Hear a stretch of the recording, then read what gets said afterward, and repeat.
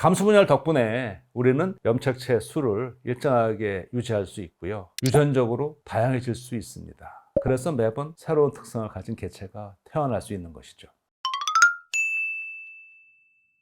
안녕하세요, 김웅빈입니다. 형제 자매들을 보면 이런 생각 안 드세요? 왜 똑같은 부모에서 태어났는데 이렇게 다르지? 생김새도 그렇고 성격도 그렇고요. 우리 주변에서 보는 흔한 궁금증 가운데 하나인데요. 오늘 여기에 대한 과학적 이유를 살펴보려고 합니다. 사실 요거는요, 고등학교 생명과학 교과서 1 4단원 유전편에 나오는 얘기이기도 합니다. 가장 큰 이유는요, 한마디로 유전자 다양성 때문입니다. 사람은요 23쌍의 염색체를 가지고 있잖아요. 각각 부모에게서 하나씩 받은 거죠. 또 우리가 그 가운데 절반을 23쌍 가운데 23개의 염색체를 자손에게 물려주죠. 그런데요, 이 과정에서 무작위로 유전자 재조합이 일어나서 형제 자매들이 서로 다른 유전자 조성을 가지게 됩니다. 이렇게 자손에게 물려줄 유전자 세트를 준비하는 과정을 생물학 용어로 감수분열이라고 합니다. 감수분열은요, 우리 몸 안에서 일어나는 아주 특별한 세포 분열 과정이에요. 감수분열은요, 우리에게 생명을 이어주는 중요한 역할을 하는 거거든요. 정자와 난자가 체세포와 같은 수의 염색체를 가지고 수정을 한다면 어떻게 되겠어요? 새로운 생명체의 염색체 수는 부모의 2배가 되지 않겠습니까? 이른 그대로 감수분열은 이런 사태를 막아주는 것이죠. 감수분열은 2개의 과정이 연속적으로 일어나요. 제1감수분열과 제2감수분열로 나뉩니다. 근데 이게 조금 어렵게 느끼실 수도 있을 것 같아요. 그래서 제가 스토리텔링 형식으로 나름대로 재밌게 한번 설명해 보도록 하겠습니다. 먼저 세포 분열이 일어나야 되니까 염색체, 유전자가 2배로 늘어났습니다. 2배로 늘어난 염색체들이 각각 짝을 이루어 무대 위에 등장합니다. 이것이 제1분열 전기에 해당합니다. 이제 등장한 염색체 친구들이 모두 무대 중앙에 나란히 줄을 섭니다. 제1분열 중기입니다. 그런 다음에 염색체들이 서로 이별을 합니다. 짝을 이루었던 염색체가 각기 다른 방향으로 이동하기 시작을 해요. 제1분열 후기입니다. 요건 마치 영화 속에서 두 주인공이 이별하는 장면을 떠올리시면 될 것 같습니다. 그 다음에 세포가 2개로 나뉩니다.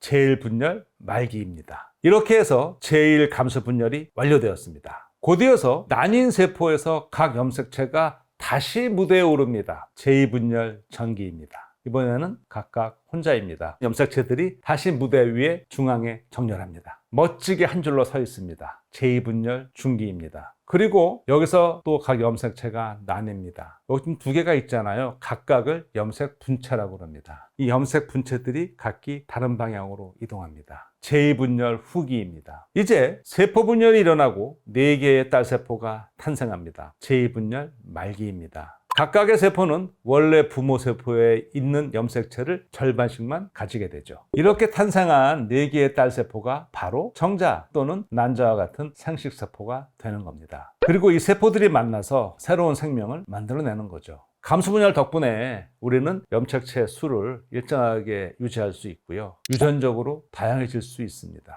그래서 매번 새로운 특성을 가진 개체가 태어날 수 있는 것이죠. 어째서 다양해진다는 건지 잘 모르겠다고요? 아까 제1감수분열 중기에 염색체가 무대에 줄을 선다고 그랬잖아요. 짝을 이루어서 서 있습니다. 근데 이 줄을 설 때 이 염색체의 배열 위치는요, 무작위로 결정이 되는 거예요. 그 결과 생식세포의 염색체 조합이 다양해지는 것이죠. 이걸 한번 계산을 해볼까요? 사람의 경우에는요, 산술적으로 2의 23승, 우리 염색체가 23쌍이니까요. 이렇게 되면 총 838만 8,608가지가 가능합니다. 다시 말해서 염색체의 분리만으로도 엄청나게 다양한 생식세포, 정자와 난자가 만들어진다는 얘기죠. 여기에 더해서요, 무대에 함께 서 있는 동안 이들 사이에서 일부 DNA를 교환합니다. 이런 거를 생물용어로 교차라고 그럽니다. 그리고 아까 이렇게 같이 무대에 섰을 때 둘이 이렇게 붙거든요. 그런 과정을 접합이라고 그래요. 생물용어로 정리해보면 접합 과정에서 교차가 일어나서 다양성이 더욱 커집니다. 그리고요, 정자와 난자의 수정도 무작위로 일어나잖아요. 여기에 더해서 DNA 복제 과정에서 필연적으로 일어나는 돌연변이도 자손들의 유전적 다양성 증가에 일조를 하죠. 그래서 일란성 쌍둥이를 제외하고 같은 부모에서 태어난 형제 자매의 모습이 모두 다른 겁니다. 지금까지 말씀드린 내용은 생명과학 1 교과서 4단원 유전편에 나오는 얘기예요. 유전편에서는 인간이 자손을 낳아 세대를 이어가는 원리를 다루고 있는데요. 생명의 연속성을 세포 분열, 염색체의 행동, 사람의 유전 현상과 관련지어서 설명하고 있습니다. 그리고 DNA와 유전자, 염색체 사이의 관계에도 설명을 하고 있죠. 그 가운데 오늘은 생식세포 형성의 핵심인 감수 분열을 살펴보았습니다. 왜냐하면요, 4단원에서 다루는 주제는 이미 응생물학 다른 영상에서 다루었거든요. 우리는 생물학적으로 서로 다를 수밖에 없습니다. 우리 형제 자매와의 차이를 이해하고 더욱 사랑해주는 계기가 되었으면 좋겠습니다. 오늘의 응생물학이었습니다. 고맙습니다.